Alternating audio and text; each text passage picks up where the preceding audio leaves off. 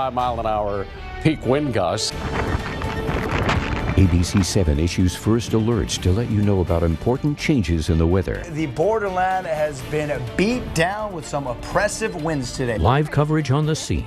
All that dust and sand still blowing around, still very nasty. Alerting you first so you can keep your family and property safe. With the dust that it can impact your visibility.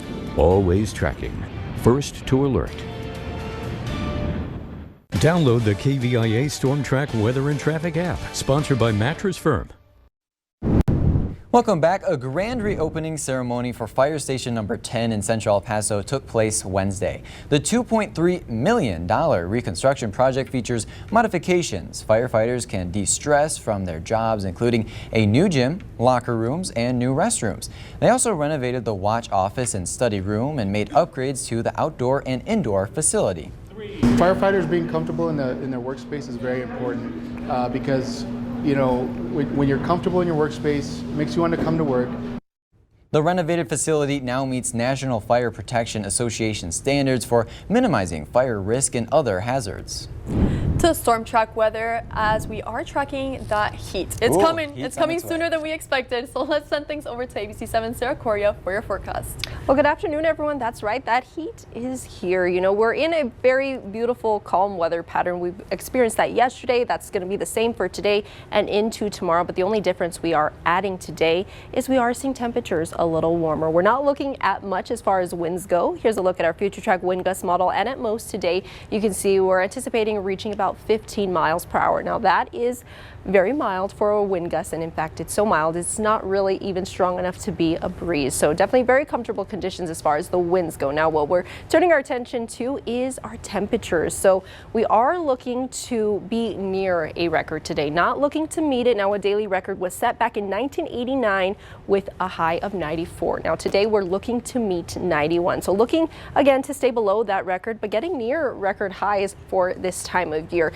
Now what is significant again today is if we reach the 90s, we will be hitting our first 90-degree temperature of the year. Now if we don't hit that today, there's still a chance to do so tomorrow as well. So definitely that heat is coming, and it's actually coming a little bit early. We are looking at our average 90-degree temperature start, and the climate data suggests we should reach that by the 22nd. That's the average time frame. But as you know, we are on the 18th, so we're a little ahead of the curve, about 4 days ahead of the curve if we reach that 90 today.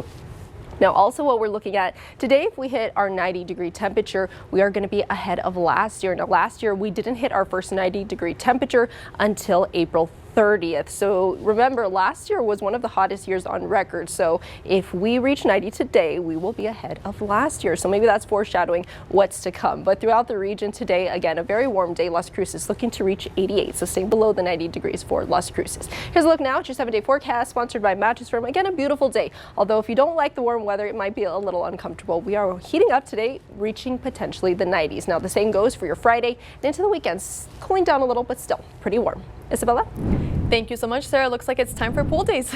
Well, happening on KVIA.com in our Cheers to Teachers contest, our featured teacher of the week is Miss Leslie Brown from David Surratt Elementary School.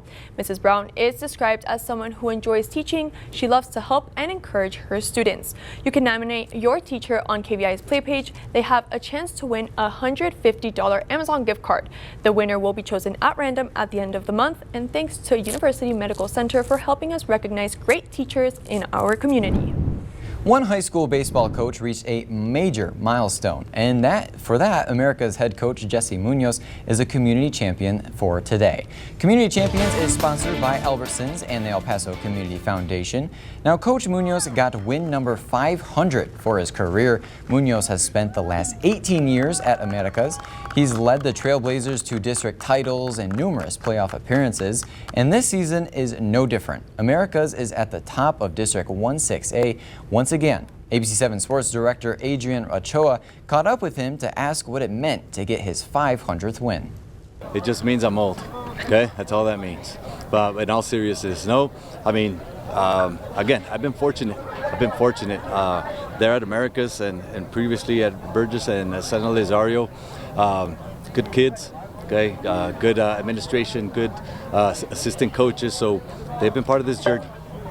And once again, a big congratulations again to Coach Munoz. El Paso Peter Piper Pizza restaurants announced they have raised more than $5,000 for the El Paso Children's Hospital Foundation. Peter Piper Pizza presented the check to the foundation on Wednesday. The restaurant chain donated $1 for every heart-shaped pizza sold during February, which is America Heart Month. Peter Piper says the check directly provides critical funding for children's developmental advances at the El Paso Children's Hospital. That dollar back does stay here in El Paso Children's Hospital. Nothing goes to anywhere else. It helps our sick and injured kids here at El Paso Children's Hospital. This is the first campaign between Peter Piper Pizza and El Paso Children's Hospital. Peter Piper Pizza tells ABC7 they hope to continue the partnership. Now for your daily dose of health and wellness insights with the Prescription for Health segment delivered by ABC News Chief Medical Correspondent Dr. Jen Ashton. Here is my prescription for wellness on how to prepare when getting a second opinion from a new doctor. First, provide the new doctor with any copies of pathology reports from any biopsies or surgery. If you've had surgery, you also want to ask for a copy of your operative report. Next, be sure to have a summary of your current doctor's treatment plan to review with the new doctor. And finally, have a list of all your medications, the doses, and when you took them. Today is National Exercise Day. Now, you don't have to be a health enthusiast. This day is for everyone. You heard of that, Michael? I'm hearing that. You can use this day to get creative and think of new ways to get your body moving. You could pick up a new hobby like gardening, or go out dancing with some friends, or burn some calories with a little spring cleaning. We were actually just talking about spring cleaning. Yes, we were actually. You did it yesterday, so there. Okay, you did your exercise. Thank you. I did my exercise. I beat it a day earlier. Still ahead on ABC7 at noon, Donald Trump is back in a Manhattan court today. Latest as lawyers continue searching for jurors to decide the former president's fate just months before his upcoming rematch with President Biden. Plus, two powerful and unexpected allies both want a package of bills to become law on Capitol Hill. How early the House could vote on a set of bills to provide foreign aid and potentially ban the app TikTok. ABC7 Storm Track Weather is sponsored